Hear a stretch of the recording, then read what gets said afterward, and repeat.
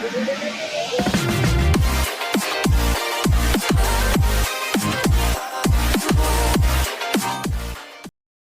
episode of HIPcast is brought to you by Datavant. Datavant protects, connects, and delivers the world's most precious data. As the leader in data logistics for healthcare, they enable organizations to achieve their boldest ambitions and advance human health. Join Datavant in fixing the health data supply chain. Datavant securely and compliantly moves relevant health data from where it sits to where it needs to be. Great data logistics gives providers whole patient health data, effectively assembled for specific requests and protected to ensure patient privacy. Built on decades of release of information expertise, their products and services create a frictionless experience for managing the flow of patient data. Datavant ensures relevant information is provided only to those who should have it. Learn more about Datavant's offerings by visiting www.datavant.com. Well, we have a special, unique treat today. Welcome to the show, Joe. Hello, Shannon. How are you? Doing great. Thank you for being here. I'm going to read your bio, and I want to tell our listeners to be just to hone in on what's happening here. This is not our traditional health information management professional guest. This is seriously a very cool opportunity. Seth and I are probably going to learn a lot. And as I read this bio and you listen to this conversation, I'm going to lean on something that Joe said just a few minutes ago. We're going to see the highest form of functioning ADHD possible, I think, was as we get to know Joe here. So Joe Esteban, APAC, MBA, is a physician assistant with over 20 years of experience in emergency medicine, neuro-endovascular surgery, pulmonary critical care, trauma surgery, and orthopedic surgery. Joe currently serves as an aeromedical PA in the Army and is training to fly 767s. Super cool.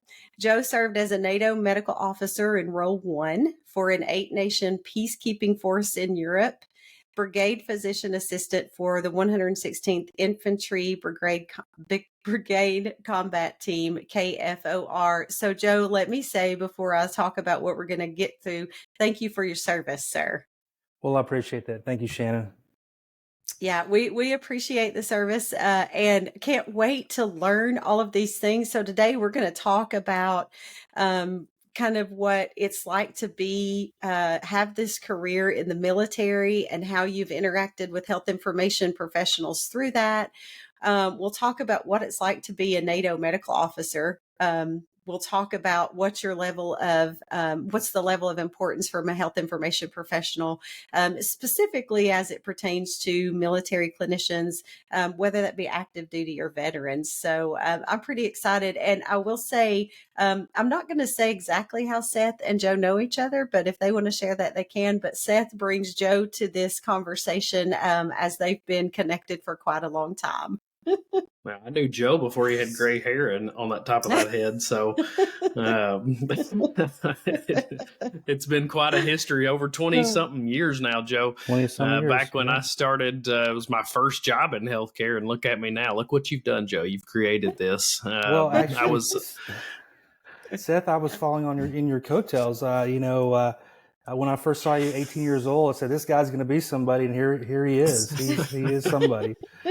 It's funny how we've been around each other for many, many years as you've traveled around and I've traveled around. And that started a long time ago at St. Mary's when you were a fresh PA pup and I was fresh out of high school trying to figure out what I was going to do in healthcare.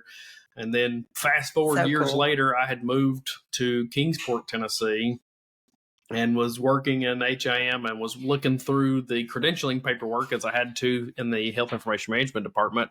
And I see this credentialing paperwork, Joe Esteban. I was like, what in the world? So I called you up and said, what are you doing in Kingsport? You'd come back to this area. So it's been fun to orbit around each other for 20-something years. And I mean, That's Joe awesome. even dated a family member. So, I mean, I'll throw that out.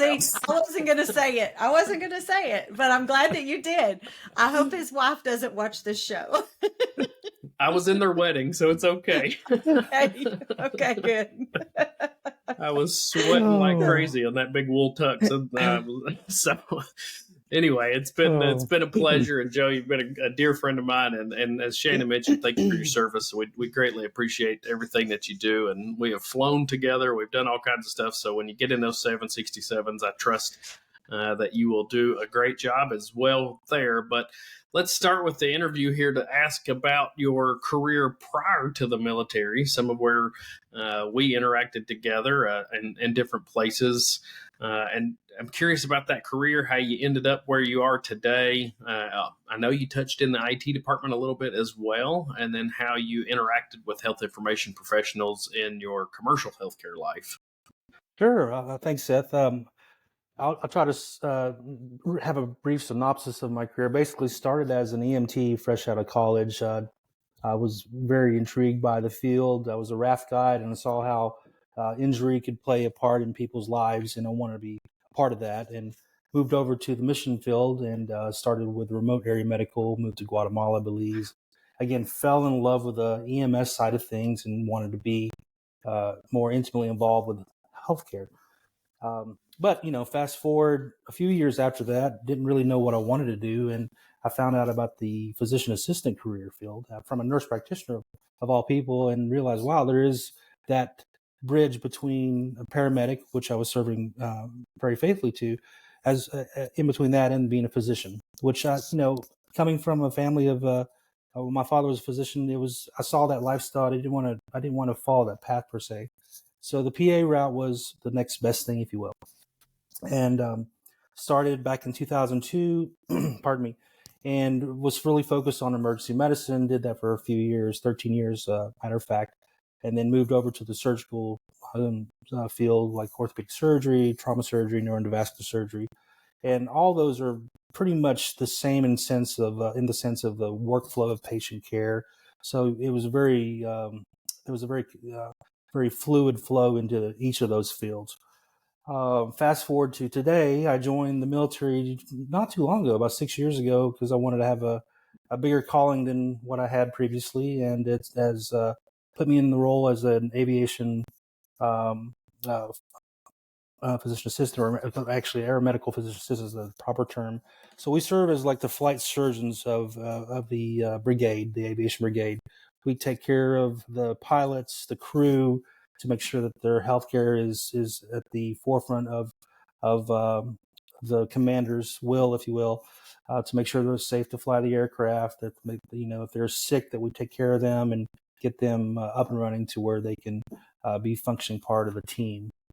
And along with that, as an aeromedical PA, you're tasked with doing deployments. That's just part of the deal of joining the military. And I volunteered for the Balkans a couple of years ago. And again, I volunteered leaving in a couple of weeks for the Middle East. So healthcare in the military is very similar to healthcare in the civilian world. They're very synonymous in many ways. And I'll be glad to share those experiences with you guys today. That's awesome. I'm curious, when you were, I guess maybe think about how you've interacted with health information professionals. So not just Seth, because he's kind of different, but for all the health information professionals that you've interacted with. How mature maybe is the health information professional footprint in the military side? Is it similar to what it's like in the civilian world? And then what's been your experience with health information professionals in both? Well, I will need to add the disclaimer that these are my viewpoints only, not of the U.S. Sure. military or the Department of Defense. But had I not had that experience with working with Seth in the IT world, I would have said yes. They're very synonymous. They're one-to-one, if you will. But frankly, the civilian world is a little bit ahead of the military because it's a one system, and largely it's a one system operation. And looking back, you see all these different widgets that you plug in to do different things: the laboratory, the X-ray, the EMR itself, paper charts, even just communication portals. They were all piecemeal together, and it was very difficult to have anything done correctly and efficiently. Fast forward to an EMR, maybe or may not mention the name, but it is more or less kind of brought everything together by virtue of it's so large and every health system is migrating towards that, if not the majority of them.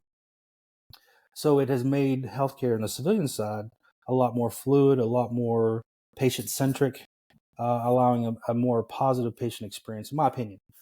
The military is moving towards that, but it's not quite there yet.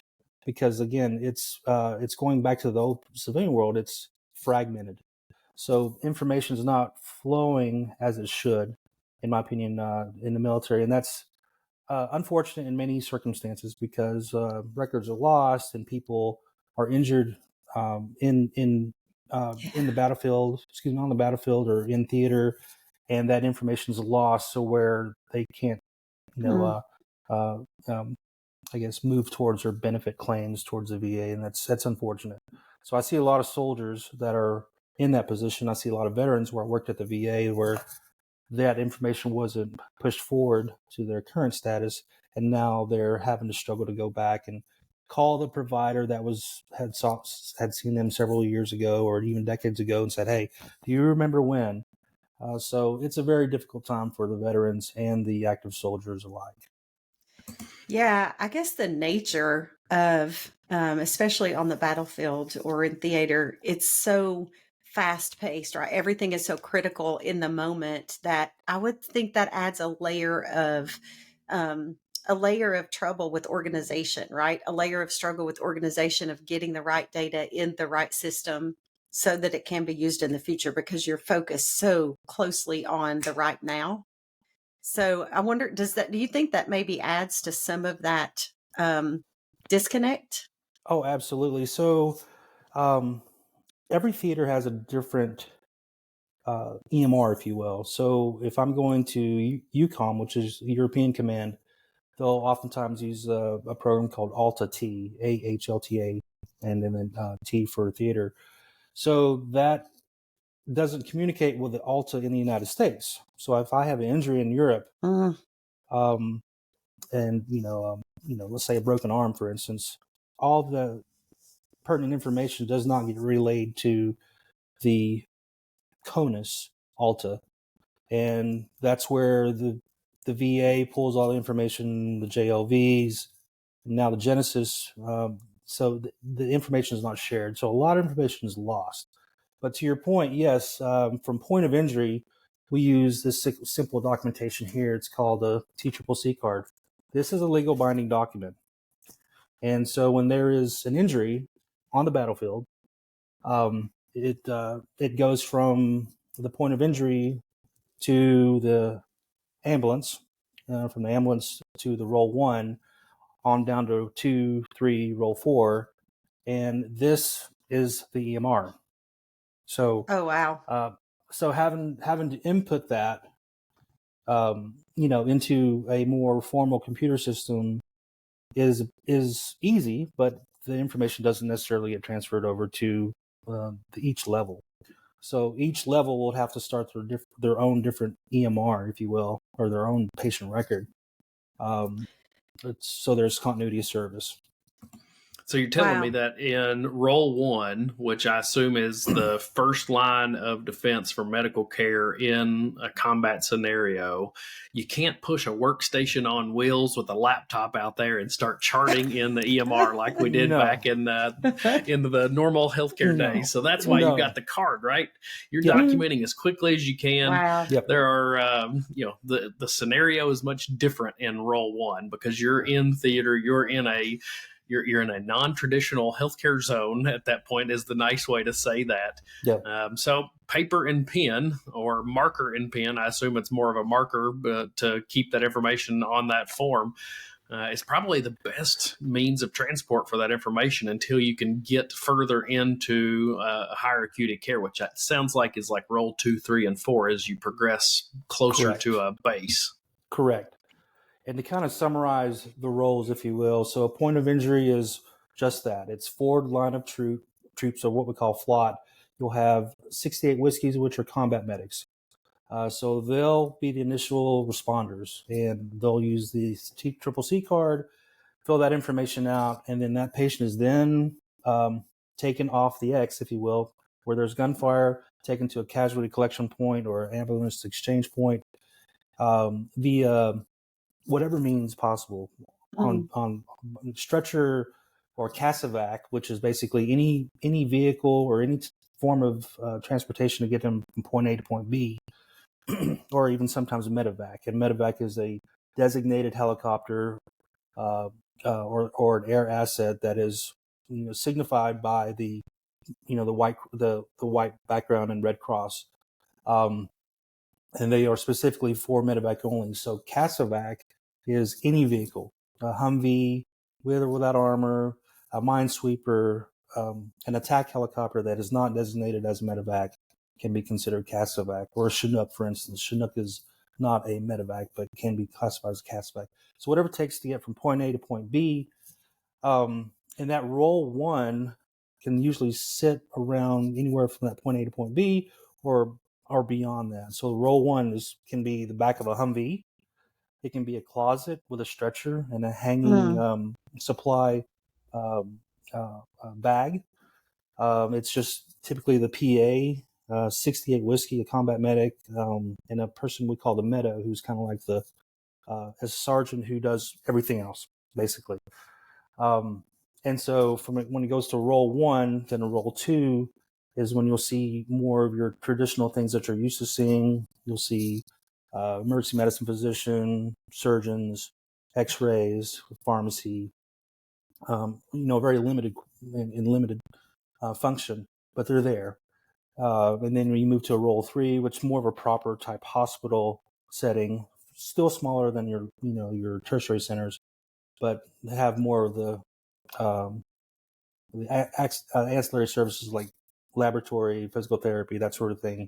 And then you get to the role 4, which is like your large institutions like Landstuhl or Walter Reed. The larger facilities where you have more of that post-casualty care and long-term care or rehabilitation, that sort of thing. And that's more of what you're used to seeing as a traditional hospital. So that role 1 can really float between just behind the forward line of troops or all the way up to the the role 2. And there's a lot of moving parts. You have specialized teams that can come in called forward surgical teams that have a physician, orthopedic surgeon, a PA sometimes, a Green Beret sometimes, and a combat medic. And they are kind of anywhere along that spectrum. But most likely those guys are forward of the role 1, where they're seeing casualties come quickly off the battlefield, stabilizing them, and then either casevac or medevac to a role 1 battle age station, if you will. Again, the role 1 will stabilize and then move down the line. So each role has their role of stabilizing the patient to their skill sets, and then transferring them out to the higher skill level of care.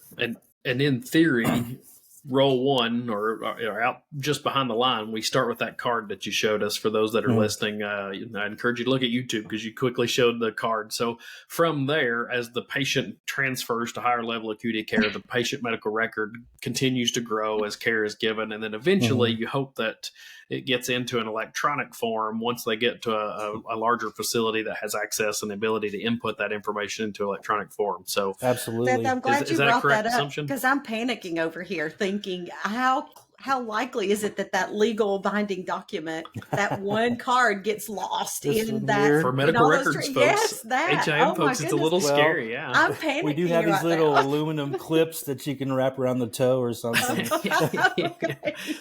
So it's attached. That's fascinating. So the medical record's literally hardwired to the patient as they move from acuity of care. That's fascinating. Yeah. That's it. I mean, so you can see the challenge there. There's information that's lost. There's information that's misinterpreted. They're, incorrect time. So it's a challenge. And, it really challenges the providers to give the best possible care that they can, but it's not going to be oftentimes what you're used to doing in the civilian world, where everything's documented to the number. And it is a challenge, but the bottom line is to is to stabilize those soldiers to get them to higher tertiary care where they can have some sort of quality of life. That's right. So that's the most important thing. Yeah, I'm curious. Seth, So before we move on to your next question, I kind of want to. I'm just thinking through this, the chaos that must be unfolding. And again, I've never served, and so again, thank you so much for your service. It's intense, no doubt, to be there. And I'm just thinking, do wearables play a role in some of these soldiers? I had this is a little bit of a sidetrack story, but I had a professor when I was at MUSC working on my doctorate, and he is a retired Army. I think he was a captain, but I'm terrible at knowing what all those levels are. But he had, they had kind of tried to pilot, he was in the innovations team, and they had tried to pilot smart underwear. And it's Dr. Mark Malott. I'm going to make sure he watches this because he hates it when I bring up the smart underwear. I've made him speak on it before at at Tennessee Hymns. So he's like, "You're really going to make me?" I said, "Yes, I am." But basically it was underwear with sensors in it, and they were able to gauge the soldier's heart rate and, respiratory rate, all these different components. And are there any wearables that your soldiers are using now, or is there an opportunity with new technology or technology advancements that a piece of a wearable device could help that health information follow that soldier? That's a That's a little good bit point. techy, but It is. But you bring a very good point. I can't speak for the active duty side. I'm a guardsman, so I don't play with this, play in the field too often, except when I'm deployed. But so the active duty side, I'm sure they are moving towards that. I do attend the Special Operations Conference every year. It's a medical conference that kind of addresses what's going on in the combat realm, and I've seen kind of through some of the vendors that there are some wearables, but they're not wearables in terms of like soldier specific. I would place it on a finger, for instance, like a pulse ox, but it gives you real time data on all the metrics that you would need to make a decision, essentially. And that's kind of what you need. You need blood pressure, you need pulse, you need what is the trend. And so I don't know specifically if there is anything. I certainly don't have any in my tool chest, but I've seen some things out there that are moving towards it in that direction. It's just analytics, basically. Yeah, very cool. But it would be very, very helpful. It's you got to be careful with a lot of those things because Bluetooth technology is, of course, very, very difficult to use. Very attackable, yes. And so, we can't even, use POCUS or point of care ultrasound because of the Bluetooth technology. Wow. So you have to be careful with that because, those lots of considerations, right? Yeah, unfortunately, those drones can pick up, 100 feet, within 100 feet of the Bluetooth. Wow.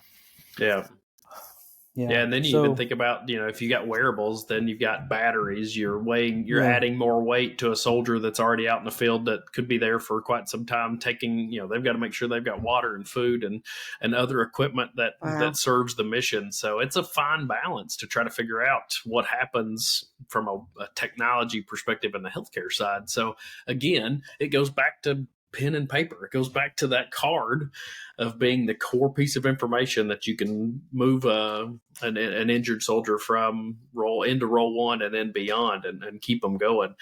I'm curious of your interactions, and I'll say this first from a positive perspective, something I would encourage health information professionals to look at. And I get to work a little bit in the federal space as well with my day job.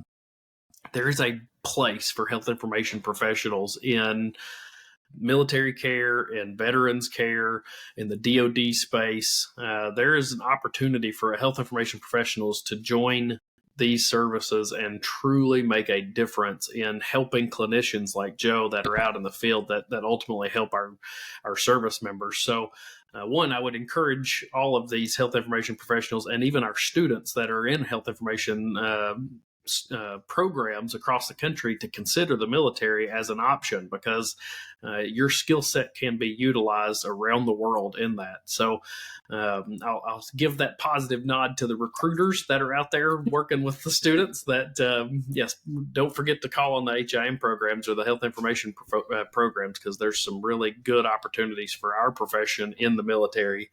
But I am curious of your interaction with health information professionals in that type role. So I assume that if you're in a role one scenario and you're writing out the basic documentation on that card and you're attaching it to a soldier and getting them pulled to a casualty collection point to go to role two, there's not an HIM professional behind you going, did you sign that?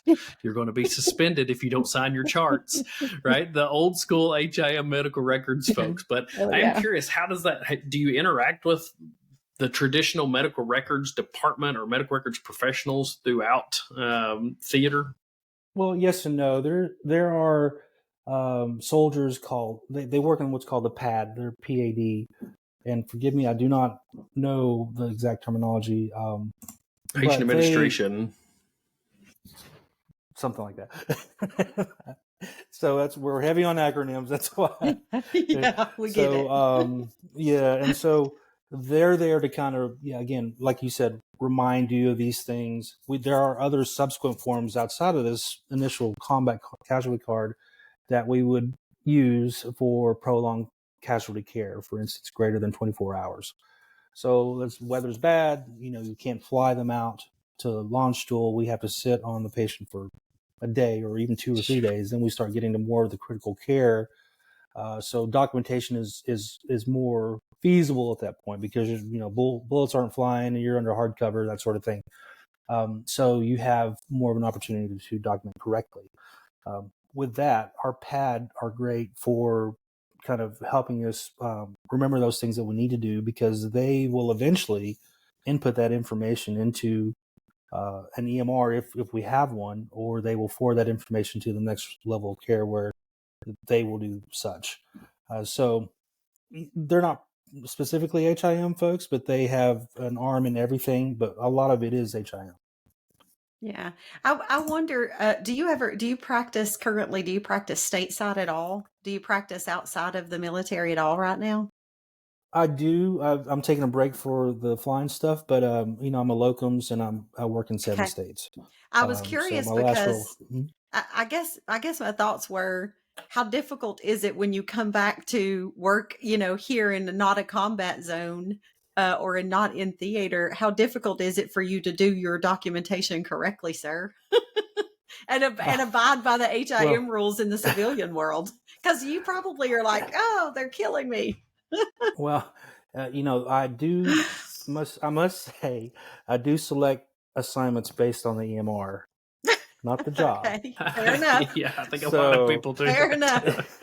So if it's EMR that starts with an E and ends with a C, I usually pick those hospitals.